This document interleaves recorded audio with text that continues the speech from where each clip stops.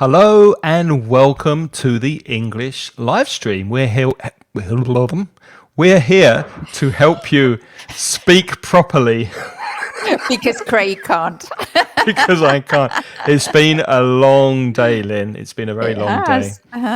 But if this is your first time watching and you don't know who we are, my name's Craig and I have written some courses and material for the Spanish website mansioningles.com. So if you are a Spanish teacher or student, you're very welcome to go over there and look at the Spanish material. We also have a podcast that will help you with your English at inglespodcast.com or wherever you listen to your podcasts. And if you would like to improve your fluency when you speak English, I also arrange courses, conversation courses, and there's lots of information on my website about the courses, including prices. Go to englishcraig.com and you can book a free Zoom call with me for 10 or 15 minutes. And I give you a quick level test, see where you are and what is the best course for you, because obviously there are different days and different times. So if you do want to practice speaking with a small group of lovely students, englishcraig.com. And joining me today to speak about a very interesting and controversial topic is my friend and colleague Lynne. That's not the only reason that I'm here, is it? Because it's, no, of course not. Of course not. So, hi. If you haven't joined before, my name is Lynne, and my website is putitlikethis.com, and I'm an online teacher of English, and I specialize in making tailor-made courses to try to help individuals usually find their own voice in English so that you can express yourself the way you want to. So I try to find out what your objectives are and then tailor make a course to fit them. I do group courses, but rarely. And I don't make the groups up. So if a group approaches me, I'm happy to teach them. But otherwise, most of my students are one-to-one students. Mm-hmm. Okay, putitlikethis.com. Now, if you are joining us live, we are going live to Facebook, Twitter, and LinkedIn. Say hi, tell us where you're from. We'd like to say hello to you and see that you're listening or watching or both. And today we're talking about the topic of hate crime. Da da da da da da.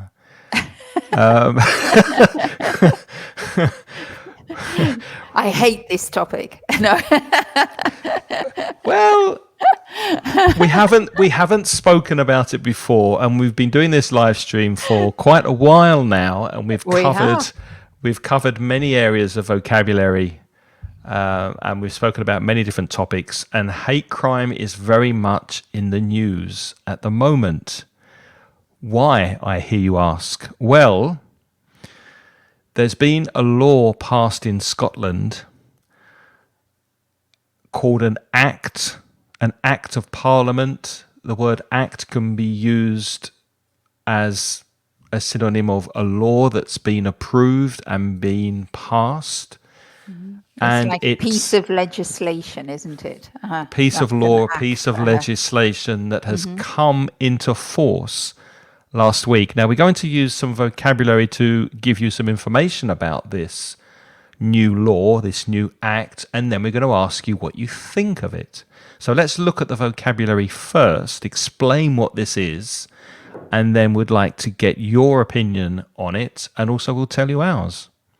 Mm-hmm. So here's some vocabulary that we're going to use to describe it. Hello, Anthony. Thanks for joining. Maria Dolores is here. And hi. Priscilla, oh, that's a nice surprise. Priscilla, good to see you from Madrid. And Anthony is in Guatemala City. Okay, thank you. Guatemala City, lovely. Thank you for joining. So, what can we tell them about this act, Lynne? Well, That's not fair, Craig. This was your idea. Okay, well, I'll pick up the ball. I'll say, Craig, what can we tell them about this act? I Okay. don't know very much about it, I have to admit. Well, So let's it's let's complicated. let me Go ahead. describe it using the vocabulary then. So to Okay. come into force means it is now legal. It has been passed. They voted on it in the Parliament, in the Scottish Parliament, and they said, yes, we want this act. We want this bill. That's another word you can use. You probably know the word bill from a restaurant. You get the bill when you pay. But an act of parliament is also called a bill, and they've passed this bill or this piece of legislation, and they've expanded an old bill or piece of law to include transgender identity as a protected characteristic from hate crimes. So you may have heard in the news transgender identity has become quite a divisive, quite controversial area. And they've decided to pass this law to protect hate speech against transgender identity. So it's kind of like a new law, if I've understood rightly. It was an existing law, and they're expanding Exactly. the area of the law to include more categories, and one of the categories is transgender rights, just to protect marginalised people. Exactly. They've Okay. amended the law. So let me put that in the chat. To amend a law or to amend a bill is to take an original law and extend it and change it. So that's And this law that is hate crime, it's basically, if I understood rightly, it's it's to try to stop people stirring up hatred. Is that right? So it's if you talk about people or on social media, you write about them, or you communicate things which try to marginalize people and incite hatred, then you could be prosecuted under this law. Is that right, exactly. Craig? Yeah. Exactly. So Lynn used the expression to stir up hatred. To stir, if you make a cup of tea or coffee and you put sugar in, you stir your tea, you stir your coffee. The phrasal verb to stir up is to agitate or make it more public, more violent, more visible. To move emotions, really, isn't it? To stir Exactly. up means to move the emotions of everybody, and and it results in hatred. Basically, you're trying to encourage people to hate sections of society. Exactly. And this legislation that we're speaking about, the people who support the law, they're saying that it will now provide, it will now give much needed protection for the marginalized transgender community. So much needed is, I think, quite obvious. You need it very much. They think it was really needed Really and necessary. necessary. And a margin is something that's on the side. If you have a piece of paper and you're writing, your margins are on the side of the paper. So in society, some groups, some people have been marginalized. They've been pushed to the edges, to the sides of society, and maybe don't have the same rights as other people. Maybe another word that is useful for you is the word mainstream, because mainstream is, if you like, not in the margins. It's like the wider population, the population that's normalized, that everybody accepts, and they think this way of life is fine. This is mainstream. And marginalized groups are people who are not in the mainstream. So they're usually smaller groups of people who don't follow the same kind of traditions, religion, beliefs as the mainstream. So these are the people who are in favor of this law, who are pro, who support it. because they think the transgender or the trans, it's often shortened to trans community, have been marginalized. However, on the other side, you have people who are against this law because they believe it is going to stifle free speech. The things we say freely, what you can say, what you can't say. To stifle is to push down or to suffocate so that you cannot speak freely, and even threaten women's rights that have been hard won. Now, what's interesting is that although this law has been changed, it hasn't been changed to include women's rights. So women are not a marginalised community. Not according to Scottish law. No. And Craig, I'm sorry, but I have to point out, because we're giving it as vocabulary, there's a spelling error, a typo. Hard won women's rights is with a W. Hard won. Oh, thank you. Yeah, I didn't notice that. sorry. Let me change that. Yeah. Hard won women's rights, because the women feminism has been fighting for equal rights for many, many years. And so when they say these are hard won rights, the idea is that the women have made great efforts, great sacrifices to get the rights that they have, but they're not being included in this law. So it's kind of sparked a debate. To spark is when you strike a match and you get something that starts a fire. And all this legislation and these arguments, it has sparked a debate, particularly a very controversial debate, which seems to be centered around the transgender community and a section of feminism, I think, particularly. But what we're going to talk about, because I think it's quite complicated, and I don't really know all the ins and outs, all the details, ins and outs. I don't really understand the ins and outs of the argument that is going on. But I think we're going to talk about more generally about, can you actually pass a law that tries to criminalize free speech? Exactly. That's a more general topic. Yeah, hopefully we'll get to that before the end here, but we just want to make clear that you understand what's happening with this law, because it has, as Lynne said, sparked a big debate on social media. It has exploded, we can use that verb, to explode, on social media, and it has polarized people. So to polarize society, to polarize people, is to push them to extreme sides, to polarize politically to the left, to polarize politically to the right, to put people on the extreme sides of the political debate. And many people, famous people, such as J.K. Rowling, who wrote Harry Potter, Elon Musk, from space exploration, and Tesla and Twitter and X, as he changed it to, and Joe Rogan, who is a very, very famous American podcaster, comedian and famous person. They've all voiced their opinions. They've all made their views known.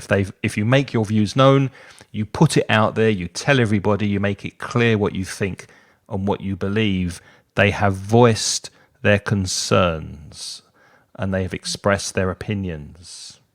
So to voice concerns is another kind of nice collocation. Voice, give voice to your voices when you're speaking, your concerns. So it just means that they've said they have problems with the bill, basically. And there we have the stir up hatred, the phrasal verb that Craig explained earlier. And what was it with the criminalize misogyny? What was that about? Well, yeah, first of all, to stir up hatred, before, as we mentioned before this bill was passed, and we've had that collocation already, to pass a bill or to pass an act of Parliament, they already had laws in Scotland and across the United Kingdom to criminalise stirring up hatred against racial identity. So it was against the law to provoke violence, to start any violent demonstrations against race, but not against transgender identity. So that's the difference here. And this new legislation introduces offences for hate crimes against other characteristics, not only transgender. So it can include hate against age, saying bad things about old people, disability, if you have a disability, religion, sexual orientation, transgender, gay, etc., and any variation in those sex characteristics. So it's covering a lot of things, but as we said, it's not covering women's rights. So it's not covering biological sex is the right thing. Women's rights, you can't. It's the fact that this is the argument. I think it's about whether biological sex exists or not. Well, that's one part. That's one side to it. That's one part of the argument, I think. And biological sex is not included in this bill. So there's no hate crime if you incite hatred against women or men. But about these other things. And the government in Scotland, just to give the background as well, the government in Scotland says that the reason that biological sex is not included in this bill is because they want to create a separate bill which criminalizes misogyny. Misogyny is the hatred of women, correct? Yeah. So they want to create a separate bill at a later time. At a later time. So that apparently there's been a deliberate intention not to include that in this bill because they want to have a separate bill dealing with that. Yeah, exactly. And people who are convicted, there's that verb to convict under this new law, could face up to 7 years in prison and or a fine. So if the police decide, and that's another part to this interesting situation, if the police decide that you have committed a hate crime, then you could go to prison for up to 7 years. So, and what I understand is this hate crime is definitely to do with verbal, correct? It's not physical crime. Is exactly, that right? exactly. So that leads us, now that we've looked at some vocabulary, and if you are watching, please ask questions in the chat. If anything is not clear, if you want us to explain something again, please feel free to ask a question in the chat, wherever you're watching. So our first and ask any other questions too, because I'm sure that this is culturally, this is quite like different countries. You're all from different countries, from Guatemala, from Mexico as well, from Spain. And I'm sure that in different countries, this debate is further ahead or behind. I don't know, because I know that this debate is very common in America. And it's often called, you might have heard of things like the culture wars. That's a term that's used, bandied around. The cancel culture, which is this idea that when people say their opinions about certain things, if they are not considered modern or correct or inclusive, then people woke is a word. If they're not considered woke or acceptable, that they are politically incorrect, then there is a cancel culture. So there's often a big media attention, and people who were in positions of influence, they suddenly are cancelled. So nobody wants anything to do with them anymore. That is definitely the case. I'm sure everybody's heard about that for example, actors. Actors are often accused. Kevin Spacey, when he was accused of certain crimes, then nobody would entertain the idea of any of his movies. The same happened with Johnny Depp as well, I believe. Johnny Depp was in a lot of court cases about was he abusive, was he not abusive, and different countries ruled different things. But when all of that was going on, his professional career was over because he was a bad image for any company who previously might have sponsored him or used him and paid him a lot of money for representing their brands. So that leads to a cancel culture. Mm-hmm. And there's another word as well, now that you've mentioned it, brand safety is another collocation. Okay. Because a lot of advertisers now are looking for celebrities that don't have any kind of controversial statements that they've made or things they've done. So you have to be completely clean to be approved by an advertiser to be in a film or to advertise for something or to be paid to promote something. Because even if you say one thing on social media or in public that could be controversial, the advertisers will not want to go near you to represent their brand. So that takes us to the first question. Why has female hate crime not been included in this new law?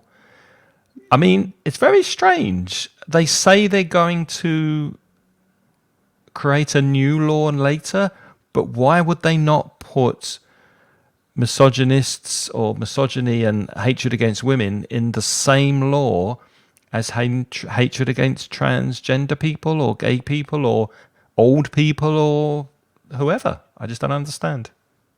No, I don't either, to be frank. I mean, I have some suspicions, or maybe like not really suspicions, but I have I can speculate about maybe. I think one of the arguments, although I'm very cautious with this because I really don't understand this area very well, but I think one of the arguments is whether you recognize sex. There's whether you recognize biological sex. And there is a movement. Some people say individuals have the right to identify the way they want to. That there is no such thing as biological sex. And other people disagree. And I don't know whether that's something that they don't want that involved in that. Because I suppose that the law that represents misogyny. But the law. I don't know. I don't understand. But no, I know you. I get your point. But the law isn't deciding who is a man and who is a woman. No, but the law has to. If the law is going to be applied, if you're going to prove that there's a hate crime, you have to prove that the hate crime is against who. And if you don't recognize the biological sex of men and women, I don't know.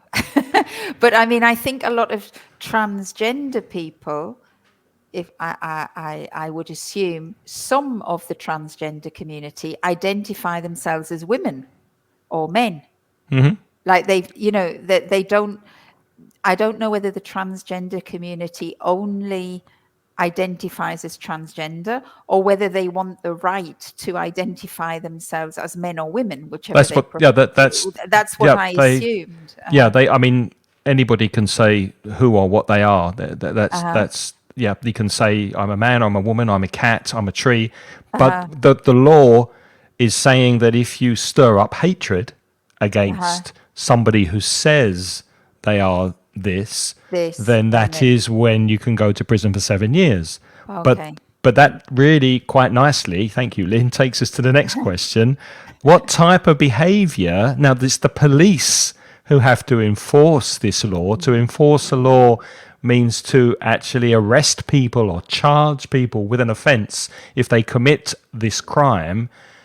What is considered an offence under this new law? I mean, what is considered hate speech? Is it writing something really horrible on a social media platform that gets you arrested? Is it saying something in the street. The people who are against this law are saying what you're really doing is you're censoring language.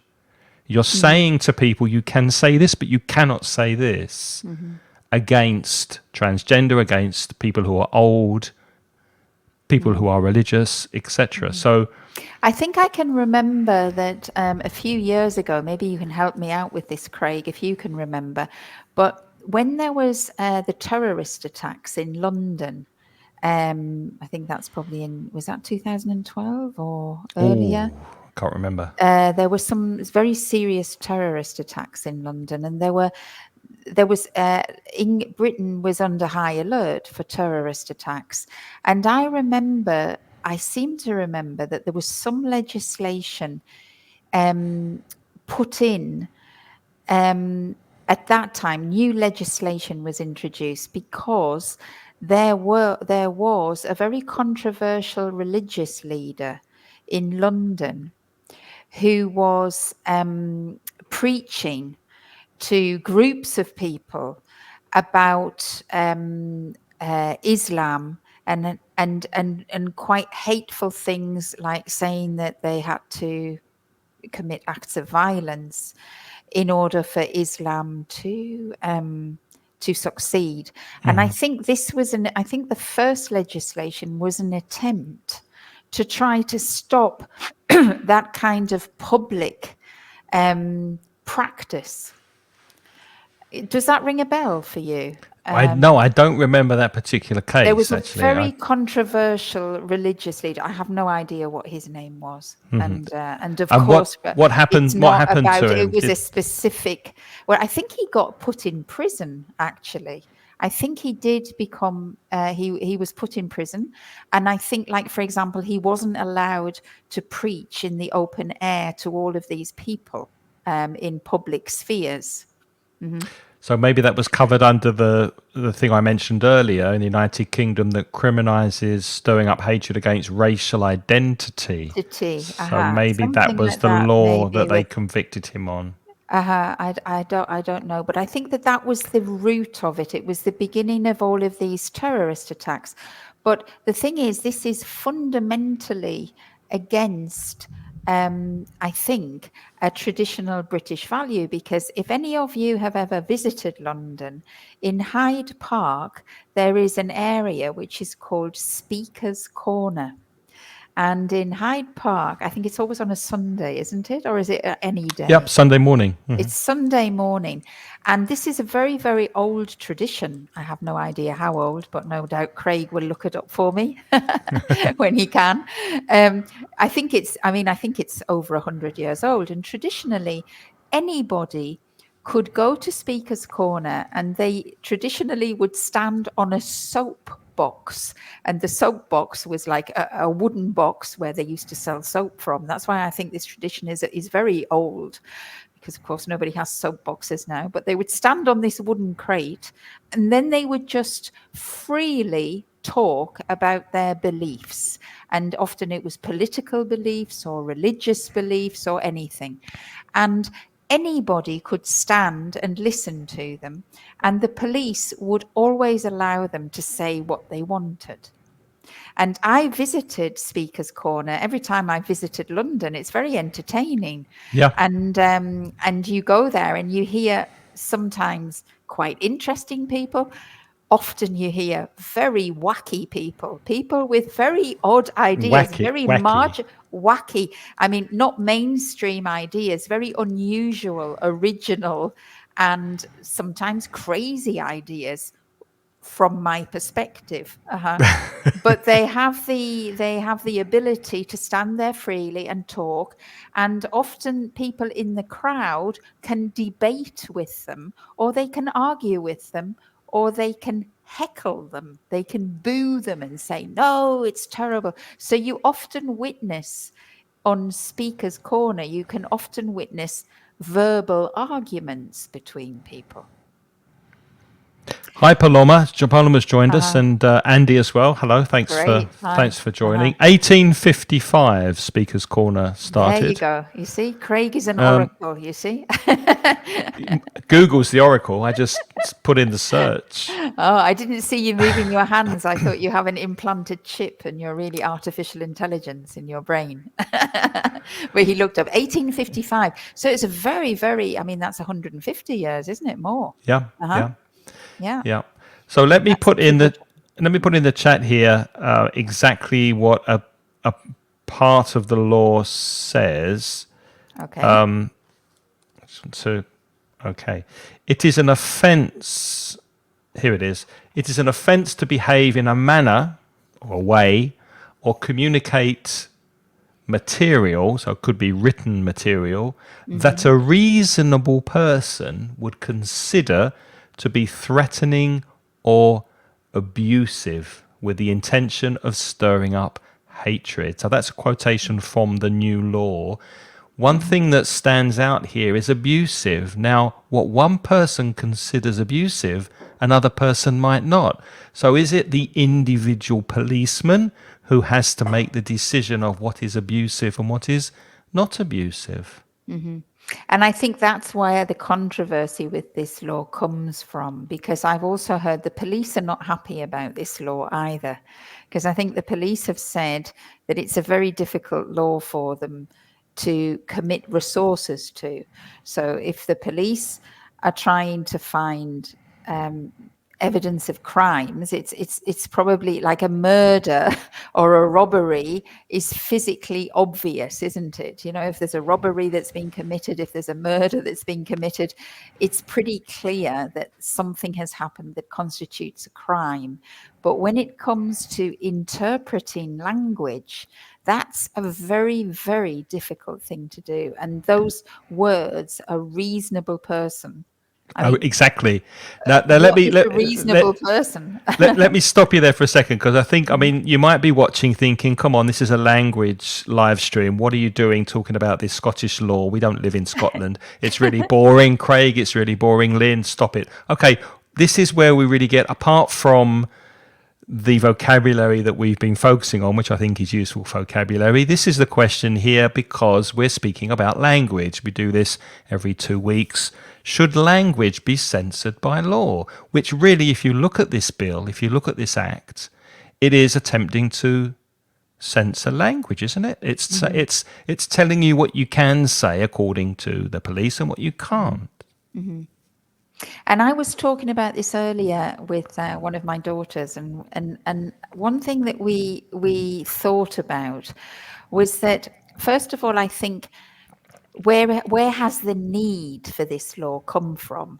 Because I think for centuries people have been saying, well, certainly in Britain, they since 150 years on Speaker's Corner, you've been free to say whatever you wanted to. But it is true that nowadays with technology, with the advent of social media, with the internet, where whatever you write can stay up there for hundreds of years, well, we don't know hundreds of years, but you can't erase things that you've actually written. That's relatively new with all these technological advances. And one of the big problems, I think, with social media is that when we use language, normally we use language to communicate to another human being, correct? So if I'm speaking to you, I'm looking at you and I'm interacting with you as a human being. Possibly people, writers, when they interact usually with their audience. So if you're a novelist, with the people who read your novels, or if you're a journalist, with the readers of the newspaper, but you have a very clear idea of who you are communicating to. And I think with social media, this line is not clear, because when people write things on social media, often they're writing into a void. A void is like an empty space, and they don't visualize in front of them who it is they're speaking to. And I think this is the problem with language, because when we communicate and we know who we're speaking to, language is very rich. I can say something that sounds terrible, like, oh, I had such a terrible day, I wanted to kill myself.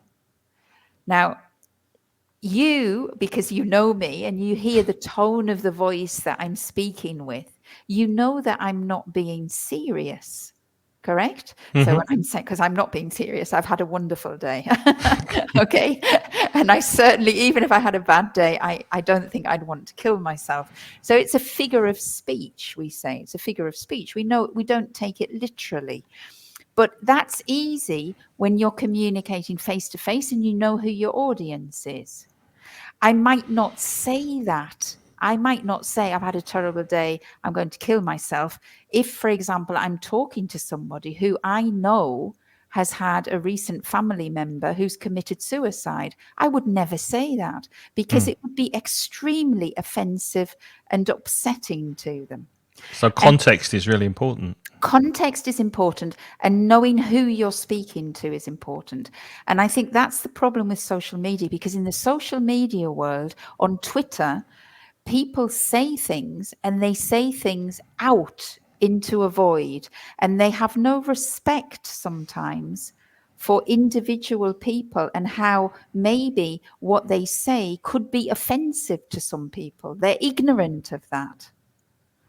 Yeah, that's And that's I a good think that that's that's a good a point. problem. Maybe that's what's pushing this law now, because of course we have got problems with hate. People who say hateful things and get lots of followers on social media and they bombard people with hateful messages. It's a very intimidating thing for the person who is receiving the hate messages. Yeah, can I come back to that? I just want to say Mhm. hello to Rosario, who's watching from Mexico while she's working. Probably not getting too much work done there, Rosario. And Emilio, who says he's a bit lost. Hello, Emilio. Yeah, we're talking Sorry. about a recent law that was passed in Scotland about hate speech and the possible repercussions or consequences of this law, which led us eventually, after the vocabulary, to the question, should language be censored by law? Because it seems, and this is my personal opinion, it seems to me that it is restricting what you can say. Now, going back to your point, Lynne, about what people say on Twitter or on any other social media, you're following people on the social media. And in the same way that when you turn on your TV, if you don't like the program because it's a bit violent or because they're swearing, you can change the channel or turn the TV off. Surely you can do the same thing on social media. You can do, but I think the problem is the followers. Because if you don't like the message that's being said to you, you can turn it off. But the message is being said to hundreds and thousands of other people. And maybe in that moment, you are putting ideas, you're inciting hatred in the rest of the population. And that can be a problem because you're creating a problem that maybe before was not there. Well, what Elon Musk would say to that, who Mm-hmm. is the CEO of X, Mm-hmm. previously known as Twitter, is that he defends the right of anybody to say anything that they Mm-hmm. want. He defends the right of free speech. Now, you don't have to agree with everybody, Mm-hmm. but you should defend their right to say it. Mm-hmm. Now, going on from there, though, what about comedy? What about literature? What about theatre? And what about art? Mm-hmm. I Now, mean, art is comedy, a very yeah. interesting one, I think, Why? because I think artists, especially comedians, do this, but artists often they display things to provoke a reaction in people. And I was thinking about this, and I was thinking about Pulp Fiction. Can you remember that movie, Pulp Fiction? One of my favorite Tarantino. movies. Yeah. Uh-huh. Now, in Tarantino, I don't like that movie at all. And Why I'll not? explain to Too you why I violent. didn't like it. Because when I went to the cinema, it was a very shocking thing at the time when it first came out. It was extremely violent. I mean, nowadays, I think a lot of TV is as violent as Pulp Fiction. But at the time when Pulp Fiction came out, it was extremely graphic, extremely violent. And I saw it in a cinema. And of course, it's very entertaining, isn't it? And there was a moment in the cinema where you, as the viewer, the audience, you started to sympathize totally with the assassins. And there was a scene where they killed people, and everybody in the cinema laughed. Ha ha ha ha. They thought it was funny. And it was extremely graphic. And me included, at first I went, ha ha ha ha. And then I stopped and I thought, my God, this is horrific. I'm identifying with an assassin who is doing a terrible thing to people. Now, But at obviously, the same time, you realized it was escapism and you were watching a no. film. And it was escapism, and it was a very clever film because it provoked me. And that's art, isn't it? It provoked me to think about how normalized is violence in our society today, and how some people who have smart aleck comments, we can laugh with them and we can become terrible perpetrators of terrible things. So that piece of art, that piece of film, I don't know if that was Tarantino's intention or not, but often Probably. the artists have intentions, but the whole point of art is that it provokes something in the person who receives it. And artists are happy whatever it provokes. Then they're not happy if it provokes nothing. So, like, for example, I thought about that movie and then I thought, well, yeah, I wouldn't want movies like that to be censored, because how could I reflect about violence and other things? Sometimes art is necessary, because otherwise everything is too serious, isn't it? I mean, of course, we can have a conversation in a serious format about violence, but sometimes a piece of art can provoke a whole hours and hours and hours of debate. It can provoke the same impulse of people to change. So, Well, to focus on one thing, one word that you said, and that's reflection. I think that's the most important thing, because a lot of these changes that are happening in society, with the way that we look at race, at gender, etc., age, religion, it's causing me, because obviously society's changed a lot since I was in my teens and 20s, and the things that I would, or my parents would have said, are not so acceptable now. So it's really good to reflect on the way we use language and think, am I offending someone? Do I want to? Do I want to say this? Do I want to offend them? Because maybe I do. It's not always wrong to offend someone, and it certainly shouldn't be, in my opinion, against the law. So I think it's fine to reflect on what you're saying, on the movies you're making, on the art you're creating, but not to have it against the law. yeah, no, I mean, I think I tend to that too. Of course, I'm not happy about violence being incentivized. Yeah, that's clear. But I think it's difficult to pinpoint it with language. And did you? I don't know if you put in the chat file, because when we were thinking about this topic, I put this little phrase that my parents used to teach me when I was a little girl: sticks and stones. Right. So in English, there's this idiom. It's a very old-fashioned idiom. Had you ever heard that before? Yes, but slightly differently. We would say sticks and stones. We're in London. We would say sticks and stones may break my bones, but names will never hurt me. Names will never hurt me. And in the north of England, we used to say, sticks and stones may break my bones, but calling, which is calling me names, never hurt me. And when I was growing up, I mean, in the schoolyard, there was a lot of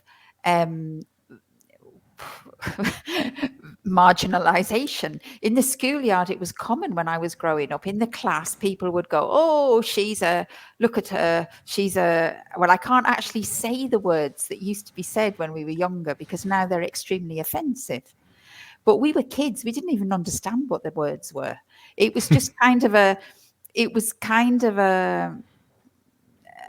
I don't know, it's a kind of a growing up environment that we were in at that time. I mean, it's great if that environment doesn't exist anymore, but I think there's something with child development where they marginalize and then they integrate, isn't it? Because you always want to be part of a group, and groups form. And when I used to come home from school upset because somebody had called me a bad name, which, I mean, often was a name that just had made no sense, but they called me something.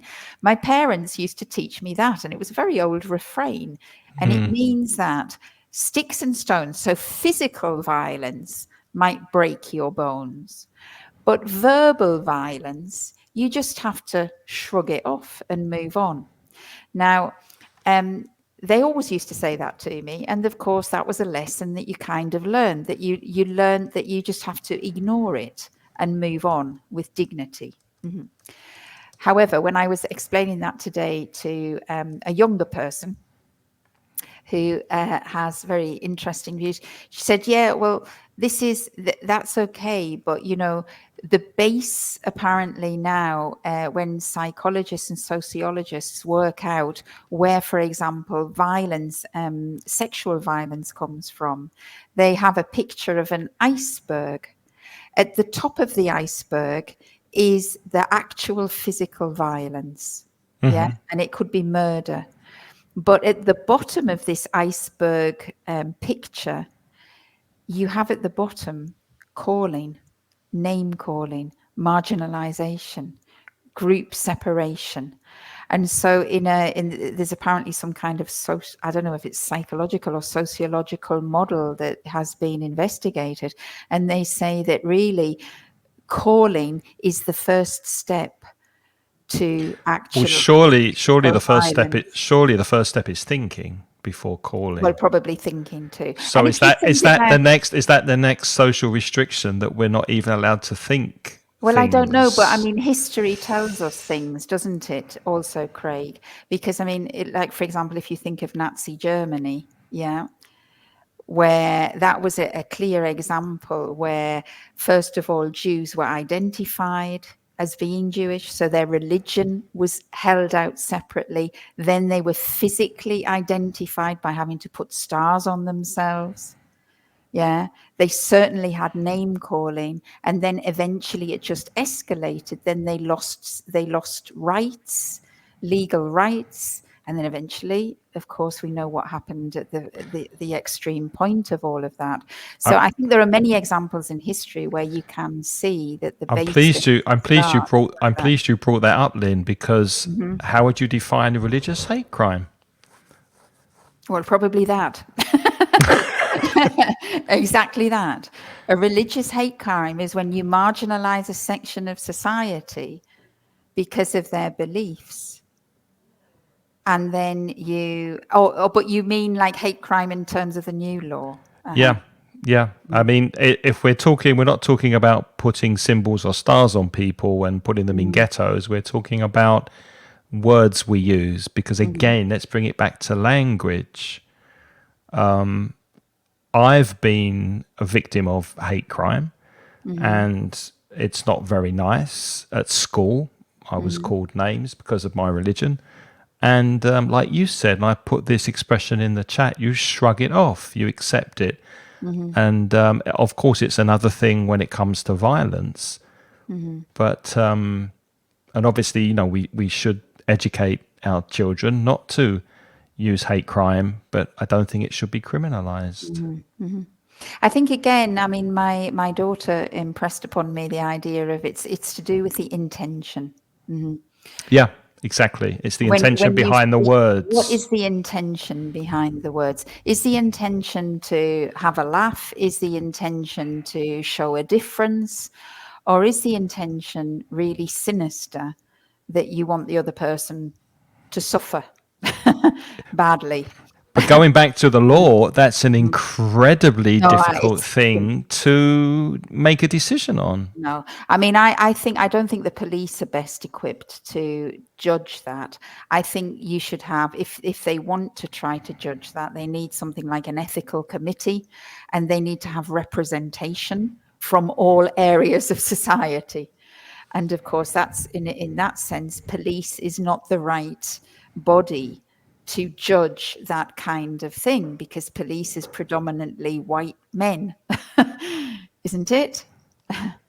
Well, yeah, it is. Yeah, in I most mean, places, there are predominantly. women. There are women police women there. There are probably homosexual police men and women. There are transgender men and women there, but they're in the minority. Yeah. And so, if you're going to be judging these kind of ethical issues, then you need to have a very well selected ethical body to be able to judge those kinds of things. I think it's very difficult. I think. Let's put it to people watching. Have you ever been the victim of a hate crime, either as as a woman or as a man, or religious hate crime, or age hate crime, or anything at all? And what do you think about what we've been discussing? What's your opinion on this new law and on society in general, the way things seem to be going? But as a representative of the younger generation, what other things was your daughter saying about this, apart from the idea of the pyramid and actions leading to, or words leading to actions leading to violence, etc.? Did she say anything else that might be relevant? Well, no, I think it was more like things like marginalized groups. She said to me that marginalized groups have been hearing the shrug it off for generations and generations and generations. If you think of, for example, feminism, and the rights that women have and the things that are not acceptable anymore. I mean, I'm a little bit older too, and when you know, things that are not allowed today, that would not be tolerated. When I was 20, they were tolerated all the Yep. time. I mean, when I was working, if somebody says, did you ever have anybody making unwelcome sexual advances to you in the workplace? Of course. Yeah. Yeah. Yeah. Did anybody inappropriately touch you? When you were going through a door, or when you were standing on the metro in Paris. Oh, I remember Paris in the 80s. You couldn't get on a metro without being touched up by men. Yeah, which is like being touched. So, of course, these things happened then. And it is good today, and this was positive what my daughter said, it's good today that that's all gone. I mean, it hasn't gone completely, but it's not acceptable now. If I was on the metro and somebody touched me and I voiced that, other people would hopefully stand up for me. That is not acceptable behavior. But in the 80s, a man slapping a woman's body or commenting about the way she looked in work was totally acceptable. And it's not acceptable now. Yeah. Whether I don't think they should go to prison. I think our prisons are full of people. We don't need more people. No, but that's an interesting distinction, though, because one thing is obviously physically touching someone in a sexual way. Then obviously maybe the police needs to be involved. But commenting about someone and saying something sexually inappropriate to someone of the opposite sex surely is not a matter for the police. That's an internal matter for the company to decide. So the managers should take disciplinary action against that employee and give them warnings, or maybe fire them or sack them. But you shouldn't phone the police because a comment was made, surely. I think generally my feeling, Craig, is that we can invest as taxpayers a lot of money into this, like with the police and the crimes and the legislation. But I think we should be investing far more money in trying to educate people to behave correctly with each other. I think people nowadays are not like, When for you say example, when you say correctly, do you mean with more with respect, more or respect, exactly. So we've got this new technology, social media. So let's hear more about what is an appropriate way to use social media, because nobody is talking really about like etiquette or what you should be doing with social media. What kinds of things are acceptable to say and what kinds of things are rude and downright not right. Yeah. Now, it's because the technology comes very quick and it's just been left to everybody to see how to manage it.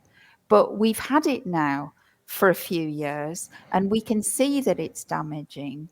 And so I think it's up to us to try to sort of develop sort of etiquette, that what is, and a one that is tolerant and inclusive. And we need more voices talking about that, I think, whether it's in school or whether it's on television or whether it's in the social media. I think we should be like trying to, or leading by example. That is I don't more, know if I agree I think. totally, because Lynn, these social media platforms are so massive, they're so big. If you think about Facebook and Twitter and Instagram or other forums where if you notice, inside Facebook there are Facebook groups, and very often these groups are moderated by the people who started the group, and they have their rules or regulations or guidelines for people who join the group. Or So they're do they? moderated.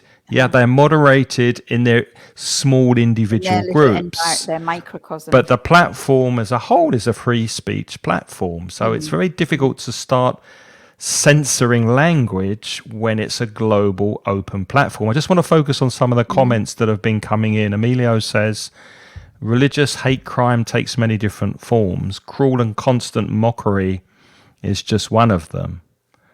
Yes, I think we'll agree with that. Ignacio is with his family, but he's going to listen later. Thank you, Ignacio. And again from Emilio, I guess I'm not capable enough to tell others what hate crime is, because we all value things differently. That's That's true. interesting. I think that is true. I think that's going to always be a problem, isn't it? Because we all have a different set of values that Yep. is guiding our judgment. Yep. But you suffered a bit of it as a child, and it wasn't funny. And I think, but I do think that probably is a normal experience to a certain degree for the majority of children. I think children Children are do cruel. suffer. Yeah. Children Yeah. can be very cruel, more cruel often than adults, and I think all of us have suffered something.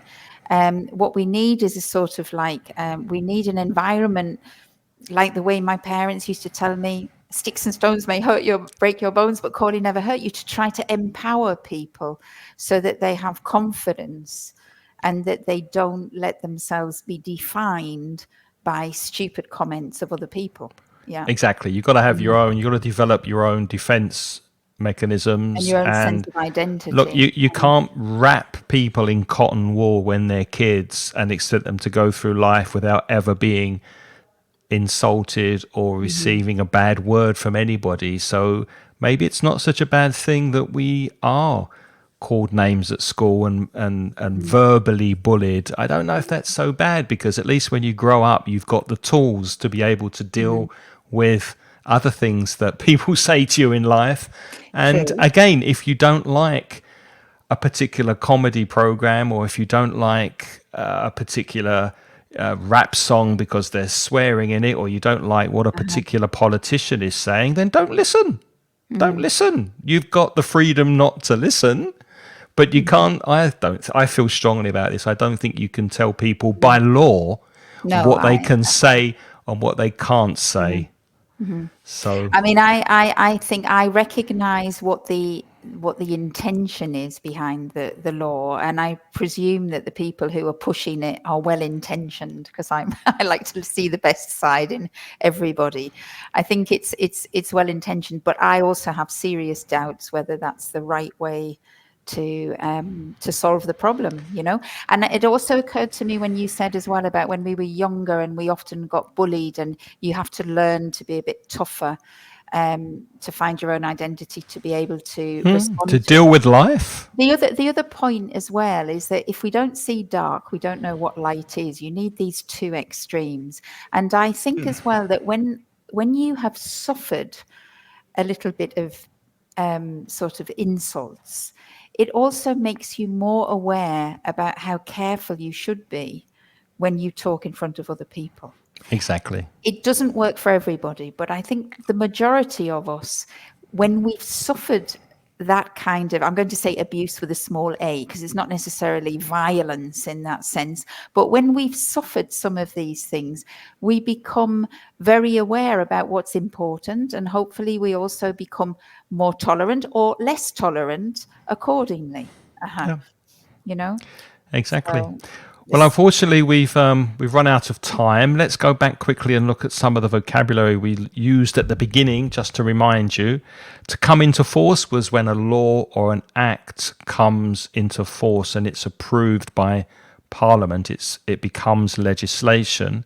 Much needed, very needed. And marginalised is pushed to the edge. You speak about people being marginalised in society. Mm-hmm. And then to stifle free speech means to suffocate free speech, to not allow free speech. And hard won is an adjective to describe that the women's rights, women had to suffer a lot before they could achieve these rights. So hard won means much deserved, maybe. Mm-hmm. Then we had intensely polarized or marginalized, pushed to the side, pushed to the polar edges of the debate or to society. And to make your views known, to let people know what you think. Mm-hmm. And then the synonym of that is to voice your concerns. It means to give voice, to air your concerns is another one. To pass a bill, we talked about earlier. To stir up hatred, that was the phrasal verb stir up, like you stir up your soup and it is soup.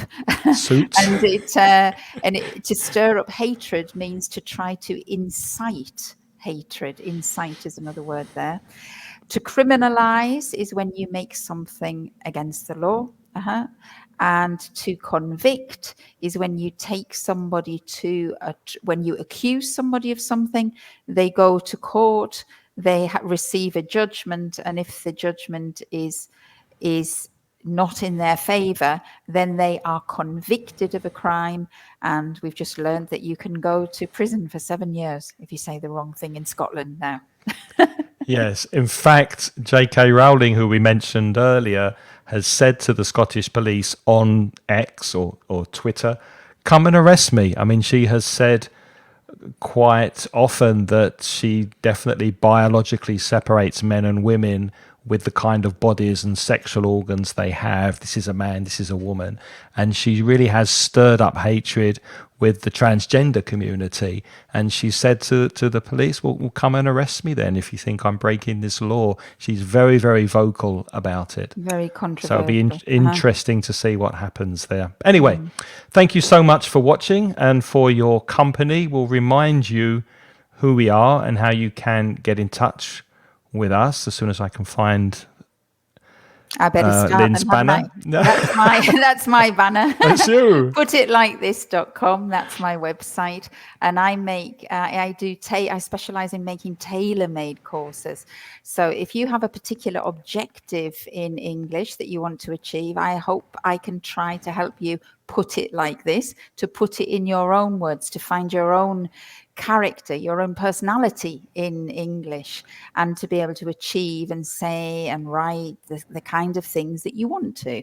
So I don't like, sometimes I follow textbooks if that's one of your objectives, but often I try to tailor make the courses for you so that you can achieve the specific objectives that you have.